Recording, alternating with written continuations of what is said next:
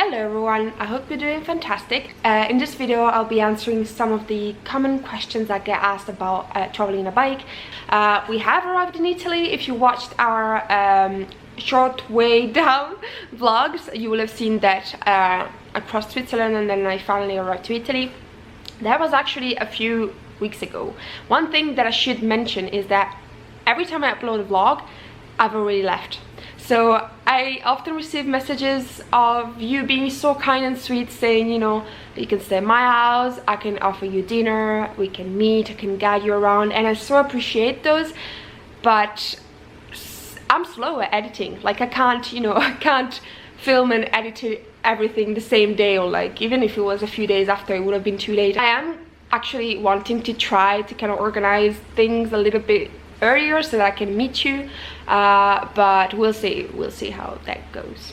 Organization, everything is organization, right? All right, so let's start with the most common question. It's Sampilav asks, where are you going next? And where I'm going next? Well, tomorrow I'm actually going for a week in Sardinia, which I'm really excited about. So I was on my way to the ferry to Sardinia. I had booked a ferry going in today and coming back in a week, and I have an issue. The other day with my dad, we tried to find a way for me to lift the bike up if it ever happened that it, you know, it falls again, and we're checking YouTube videos on how to do it and stuff, and we put it down, and on the way down the footrest for the gears exploded basically, and I think I had damaged it the first time or the second time that it fell, because one little piece was missing and I didn't realize. And so my dad kindly saved the day by kind of building a little tube that I could use as footrest, and I thought it was a brilliant idea because this happened just 2 days ago and the part wouldn't have arrived until tomorrow, so I was so glad that he had found a way. However, I had gone for a bike ride this morning and I could feel something weird with the gears, but I just thought it was the thickness maybe of the footrest, that it was different, so that I needed to get used to it. But now I just took the motorway to go and get the ferry, which is in Livorno, 4 hours away from where I was, and basically the gears got stuck. They got stuck once on the way there, and again I thought maybe it was just me, and then when I was exiting the motorway, I just could not go back in first or second or third. They were stuck at fourth, so luckily I was able to get out. No Sardinia for me today. Bye bye.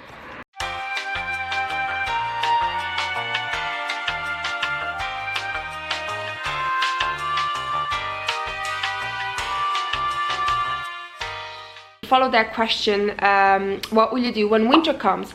And so the plan was to go back to England, but then I realized that it was giving me a lot of anxiety, to be honest, to plan the trip back in November, because I knew it would be quite cold, wet, possibly snowy, and I thought I'm not gonna do that.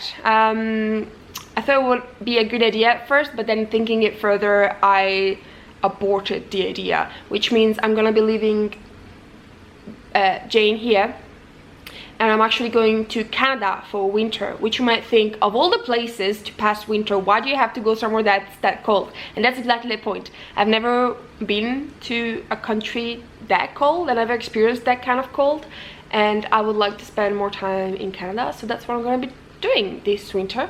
I'm looking for a house sit. If you don't know what that is, it's basically when people need to leave for different reasons, their house and their pets, they might need somebody to look after their house or their pets or both. And in Canada that's quite common because a lot of people escape the winters, so you can also find, you know, longer house sits. Ellen Knott asks, what kind of stuff do you have with you since you have less space, and how do you fit all of your belongings in the bike?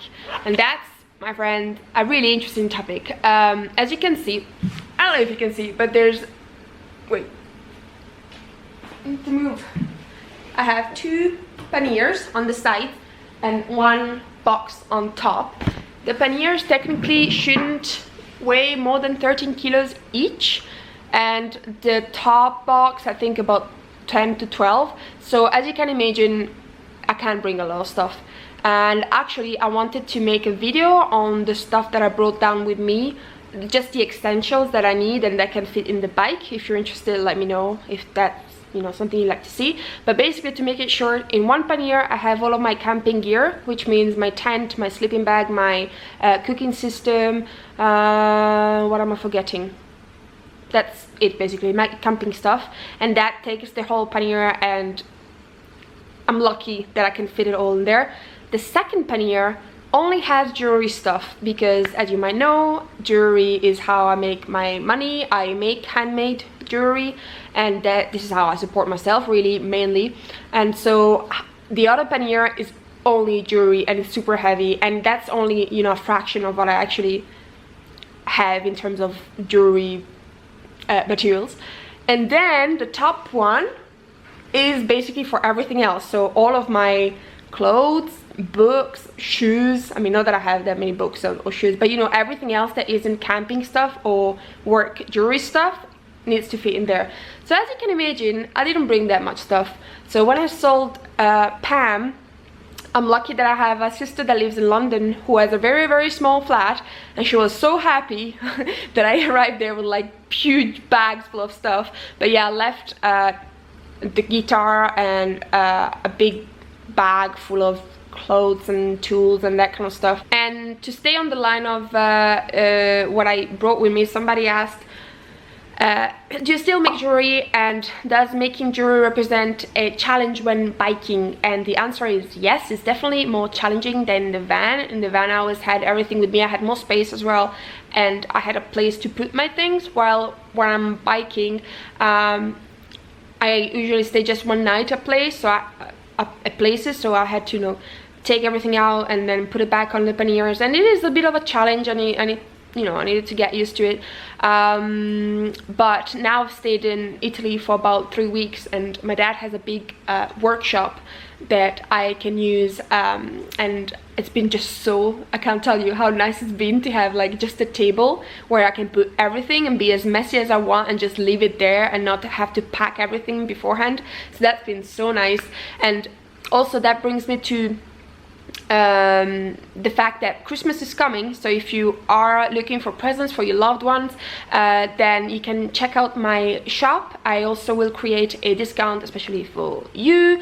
I don't know which name to give it, but I'll put it in here once I've decided, and that will give you 20% off on your whole order. So if you are looking towards something, then definitely check that out.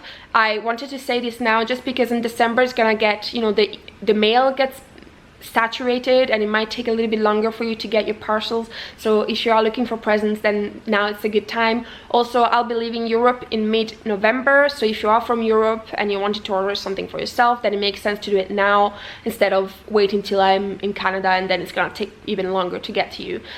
So yeah, if you want to support me, that's the main way I make money on the road, is by making jewelry. So if you like the videos, you want to give something that's handmade and unique to your loved one, then go ahead and use the discount, and those hands will ship it to you. Nick001 asked, what are your plans after Jane, or will you keep her? As I said, I'll be going to Canada for winter, and then I'm gonna come back. It's gonna be nicer again, so maybe I might take her for a spin, but I am not very good at planning things ahead that much, so I don't really know. She's still gonna be here, and I would like to keep her and to use her when I am in Europe and when I can.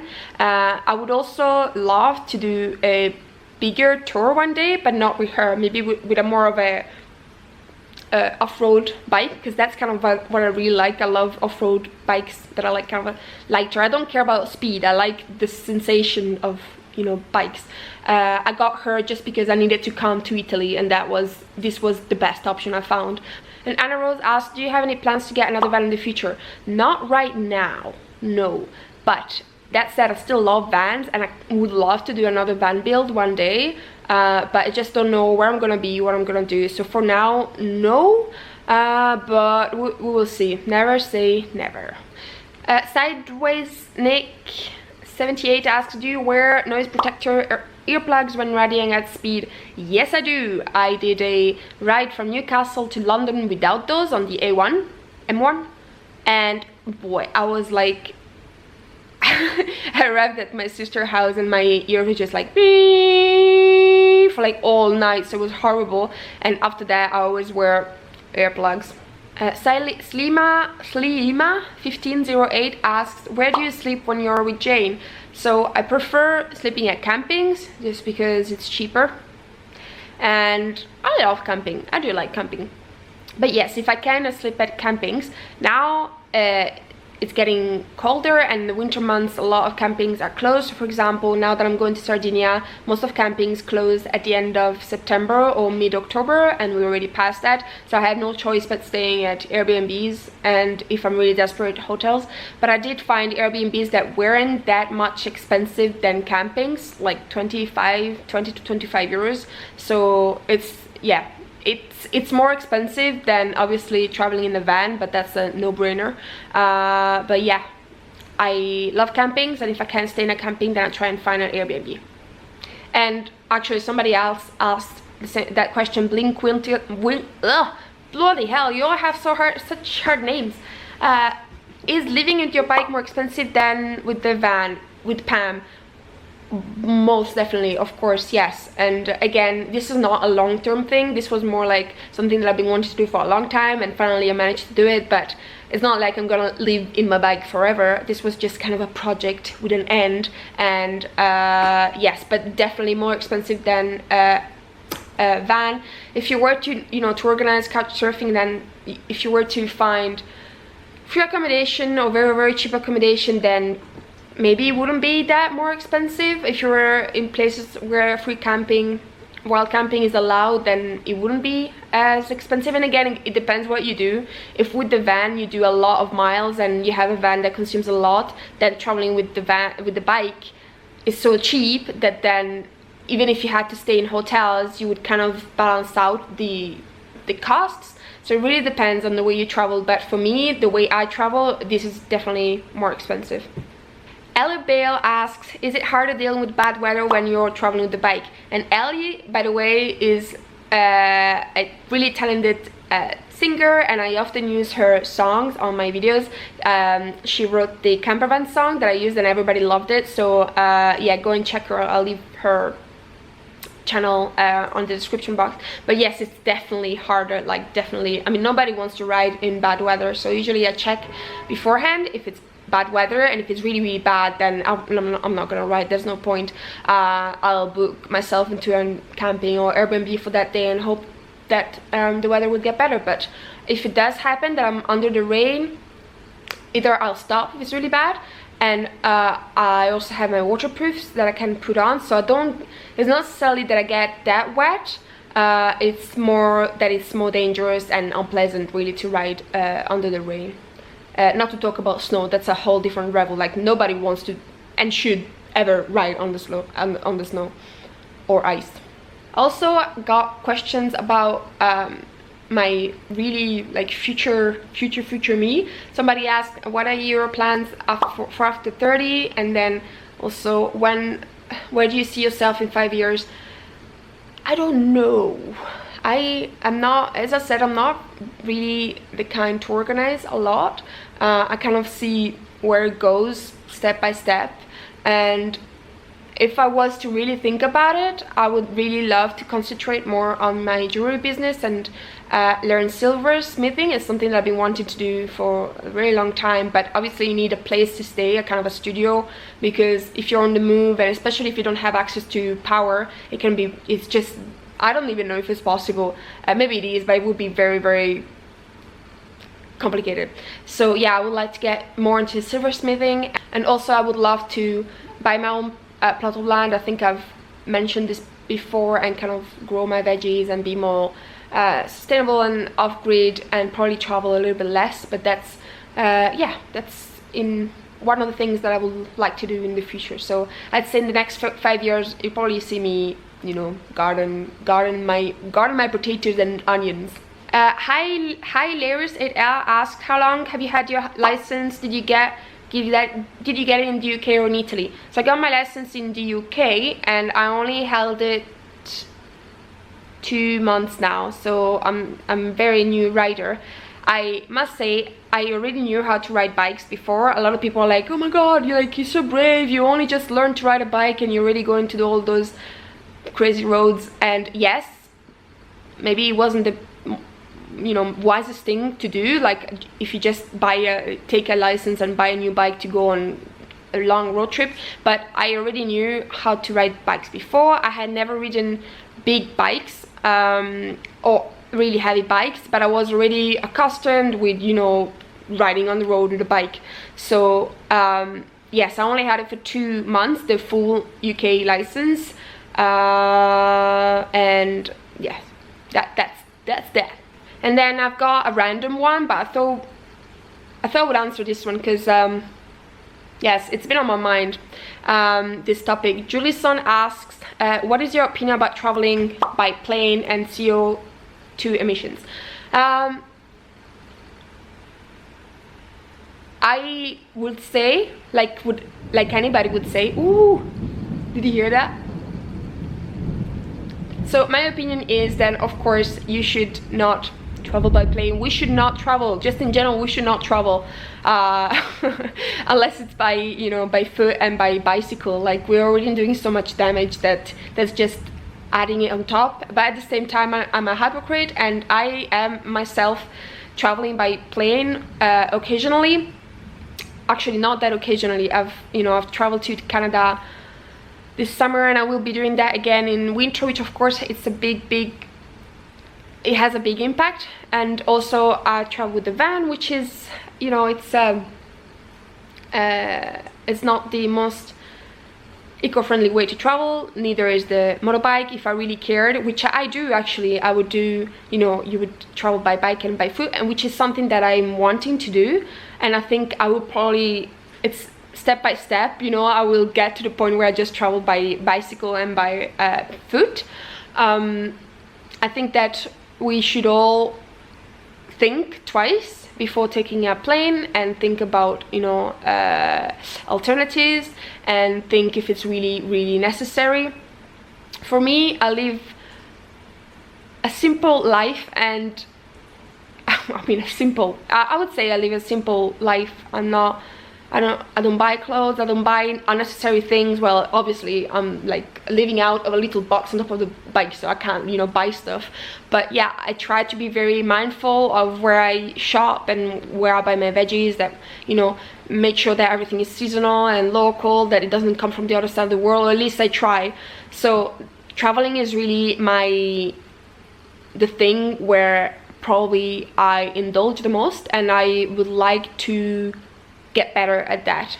So yeah, it's a very big topic, and I think we should all be mindful of that, and I'd say it's easy to get fixated on specific things that we do in our daily life that are bad. For example, traveling by plane, which is not a thing in the daily life, but you see what I mean. But it's about everything. It's about thinking twice before taking the car to go and get a coffee, thinking twice about buying stuff that comes from the other side of the world, thinking twice about where does your veggies come from, where does your energy come from, leaving your lights on, buying fast fashion. There's so many things in our life that we can do to diminish our impact on the environment. And yes, traveling is a big one. And again, I am trying to find a way where I can balance my passion, and also my passion for the environment, and also my passion for traveling, which are two things that really don't go that well together, unless, I repeat, you try by bicycle or by foot. But yes, those are my thoughts on that. I think I was really rambling. Also, to finish off, Dross29 asked, do you walk funny now that you're a biker?